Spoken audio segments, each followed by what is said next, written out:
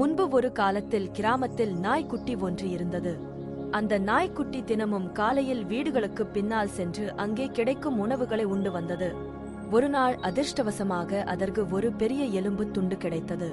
அதை எடுத்துக்கொண்டு அந்த நாய்க்குட்டி சந்தோஷமாக வீடு நோக்கி சென்றது. வீடு செல்ல ஒரு பாலத்தை கடக்க வேண்டியிருந்தது. அந்த பாலத்தின் மீது நடந்து செல்லும்போது அந்த நாய் ஆற்றில் ஓடிக்கொண்டிருந்த தண்ணீரை எட்டி பார்த்தது. அதில் அதனுடைய உருவம் அங்கே தெரிந்தது. அதன் உருவத்தைக் கண்ட நாய்க்குட்டி தண்ணீரில் வேறு ஏதோ ஒரு நாய் இருப்பதாகவும் அதன் வாயில் பெரிய எலும்பு துண்டு இருப்பதாகவும் எண்ணியது.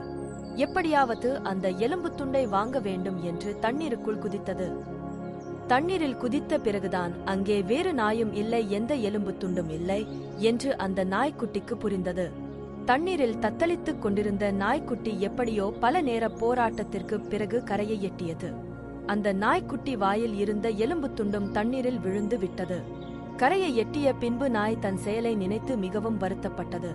மீண்டும் தன் உணவை தேடி அலைய வேண்டும் என்று வருத்தத்துடன் சென்றது.